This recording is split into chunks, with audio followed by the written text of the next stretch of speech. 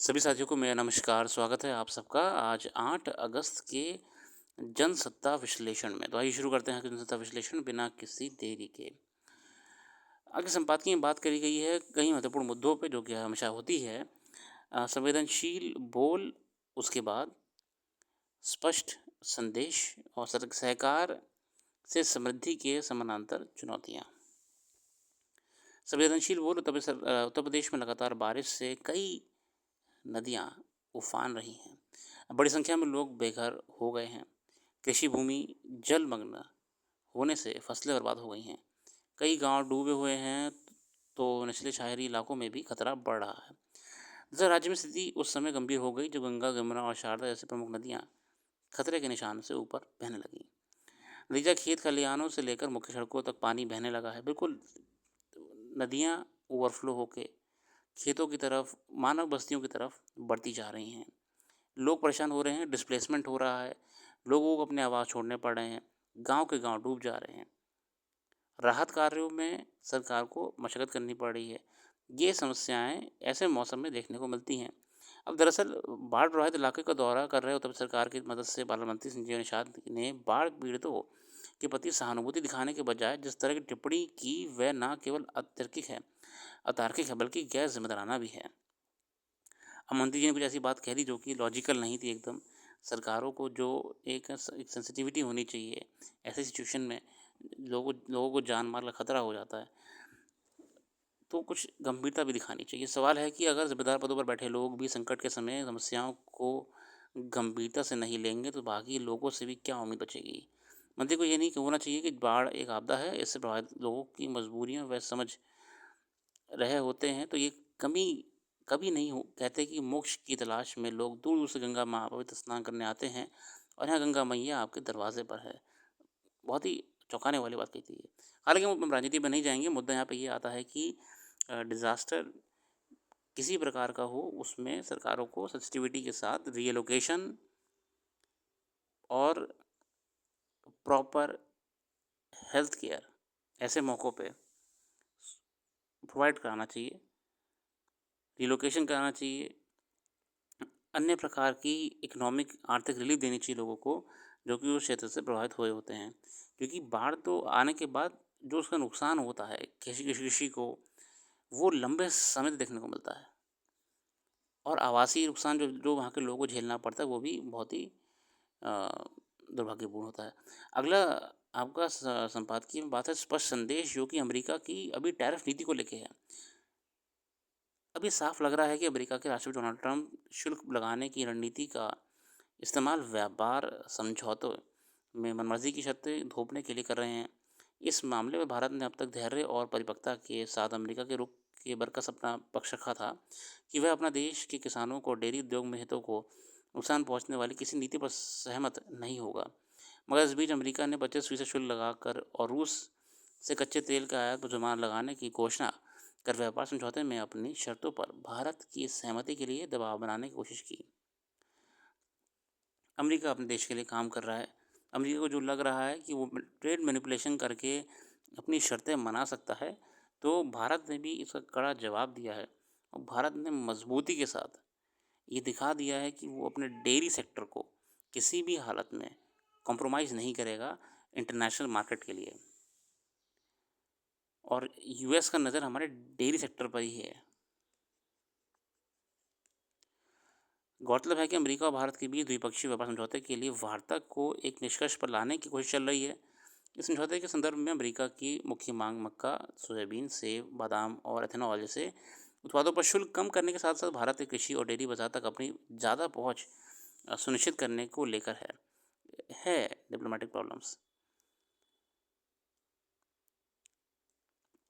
मगर देखते हैं क्या सॉल्यूशन निकलते हैं, डिप्लोमेटिकली निकलेंगे, इकोनॉमिकली निकलेंगे, या भारत की कैसे जो बिज़नेस क्लास है, जो बिज़नेस सेगमेंट है आपका, वो सरकार के साथ मिलके नए रास्ते खोजता है ऑल्टरनेटिव मार्केट्स के। अगला है सहकार से समृद्धि की समाधान चुनौतियाँ।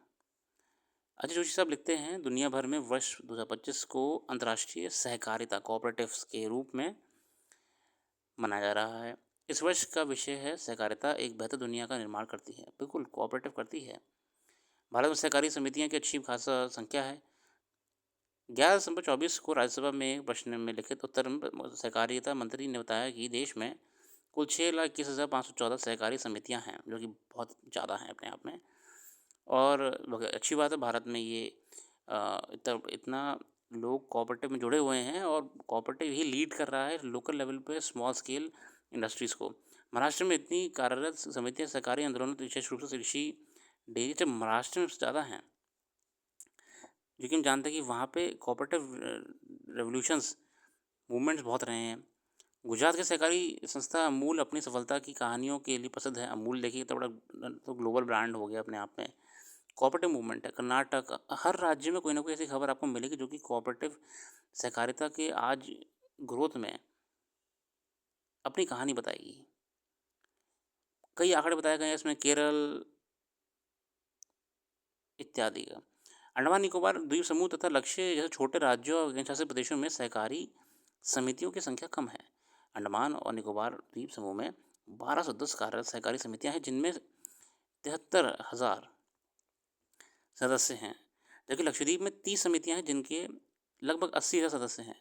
अपने छोटे आकार के बावजूद सहकारी समितियां क्षेत्रों को विशेष आर्थिक और सामाजिक आवश्यकताओं को पूरा करने के लिए, विशेष रूप से ऋण तक पहुंच प्रदान करने और स्थानीय आजीविका को सहारा देने में अत्यंत महत्वपूर्ण कार्य कर रही हैं। देखिए, आप देखिए, मुख्य भारत में ही नहीं, मतलब जो मेन लैंड भारत है, अंडमान लक्षद्वीप जैसे क्षेत्रों में भी इतनी भारी संख्या में सहकारिता और सहकारी क्षेत्र है और लोग जुड़े हुए हैं उससे। सहकारी समितियां जन केंद्रित उद्यम हैं जिनका स्वामित्व, नियंत्रण और संचालन उनके सदस्यों द्वारा उनकी साझा आर्थिक, सामाजिक तथा सांस्कृतिक आवश्यकताओं एवं आकांक्षाओं की प्राप्ति के लिए किया जाता है। हालांकि देश भर में फैली सहकारी समितियां सरकार के सहकार से समृद्धि के लक्ष्य को पूरा करने की दृष्टि से उतनी सफलता प्राप्त नहीं कर पा रही हैं जितना अपेक्षित है। इसका कारण उनके सामने कई चुनौतियां हैं। अधिकांश सहकारी समितियां अपनी पारदर्शिता, जवाबदेही और लोकतांत्रिक निर्णय लेने की प्रक्रियाओं की कमी की चुनौतियों से जूझ रही हैं। चैलेंजेस हैं आज भी कोऑपरेटिव सेक्टर में। जितनी ज़्यादा कोऑपरेटिव सेक्टर में आपकी यहाँ पे हमको पॉजिटिव पॉइंट दिख रहे थे अभी, तो उसमें भी कुछ चैलेंजेस हैं। कार्य संचालन में सदस्यों की सीमित भागीदारी, हाशिए पर पड़े समुदायों का अपर्याप्त प्रतिनिधित्व तथा कुछ व्यक्तियों के पास सत्ता का केंद्रीकरण सहकारी समितियों की समावेशी प्रकृति को कमज़ोर करता है। हाशिए पर पड़े समुदायों की सेवा करने वाली समितियों को वित्तीय संसाधनों तक पहुंचने में कई कठिनाइयों का सामना पड़ता है। उनके पास अक्सर पारंपरिक वित्तीय संस्थानों द्वारा अपेक्षित आवश्यक सूचनाओं और दस्तावेजों की कमी रहती है, जिससे उनके लिए ऋण प्राप्त करना मुश्किल हो जाता है। वित्तीय सेवाएं देने वाले सहकारी बैंक और सहकारी समितियों के लेन देन में भ्रष्टाचार और उनके संचालन संबंधी दिक्कतों के कारण आम जमाकर्ता का पैसा या तो डूब जाता है या अटक जाता है। ये तो बड़ी भारत में समस्या है कोऑपरेटिव बैंक्स की। कोऑपरेटिव बैंक्स बहुत भारी मात्रा में डूबते हैं। खबरें आए दिन कोई ना कोई आई जाती है। इस कारण जमाकर्ताओं का बैंक के कार्य करने वाली सहकारी समितियों से लोगों का विश्वास खत्म होने लगा है। इससे भी सहकारी समितियों की की साख पर बुरा प्रभाव पड़ता है। जो सहकारी संस्थाएं निर्माण कार्य में लगी हुई हैं, वह बड़ी कंपनियों द्वारा उत्पादित माल से प्रतिस्पर्धा नहीं कर पाती। जो आपकी सहकारी समिति आपकी प्रोडक्शन सेक्टर में है, वो जो प्रोड्यूस बनाती हैं, प्रोडक्ट्स बनाती हैं, अब वो इस लेवल के नहीं हो पाते हैं कि वो बड़ी कंपनियों से कॉम्पीट कर सकें। वो एक्सपर्टीज़, वो लेवल ऑफ मशीनरी, इक्विपमेंट्स नहीं होते हैं। इस कारण भी सहकारी संस्थाएं पिछड़ जाती हैं। बड़ी कंपनियों के लुभावने विज्ञापन और विपणन अभियान के कारण भी सहकारी संस्थाएं पीछे रह जाती हैं। सहकार से समृद्धि के दृष्टिकोण के अनुरूप सहकारिता को लागू करने के लिए सहकारी समितियों का नियमित ऑडिट होना और सहकारी संस्थाओं में निर्णय लेने की प्रक्रिया में सदस्यों की सक्रिय भागीदारी को प्रोत्साहित करना जरूरी है। हमें यहाँ पर रिफॉर्म्स की ज़रूरत है। ऐसे रिफॉर्म्स जो कि सहकारी क्षेत्र को और आगे बढ़ाएं। सहकारी समितियों को अन्य नए तरीके से पोषण के प्रयासों को बढ़ावा दिया जाना चाहिए। सदस्यों को शिक्षित करने और उनकी आकर्षित करने के लिए ऐसे कार्यक्रम तैयार किए जाने चाहिए जो उनकी विशेष आवश्यकताओं तथा चुनौतियों का समाधान करने में सहायक हों। अब ग्रामीण बुनियादी ढांचे के विकास के लिए और अधिक सहकारी निवेश, सहकारी समितियों के लिए संचार व्यवस्था और बाजारों तक पहुँच के लिए संसाधनों का विकास किया जाना आवश्यक है। सहकारी संस्थाओं के सदस्यों और प्रबंधकों के लिए कौशल निर्माण, कार्यशालाओं का आयोजन प्रशिक्षण संस्थानों द्वारा किया जाना चाहिए। बिल्कुल, हमें यहाँ पे ट्रेनिंग भी सुनिश्चित करनी चाहिए कि हम कॉर्पोरेट क्षेत्र में क्षेत्रों को दें और क्षेत्र संबंधित व्यक्तियों को दें। प्रॉपर ऑडिटिंग हो, प्रॉपर ट्रेनिंग हो, प्रॉपर विजिलेंस हो, करप्शन ना हो किसी प्रकार का और प्रॉपर अपग्रेडेशन हो ताकि वो कम्पीट कर सकें प्रोडक्ट्स को लेके अपने नॉर्मल मार्केट में बड़ी कंपनी से। बहुत ही बढ़िया संपादकीय सहकारिता क्षेत्र के ऊपर।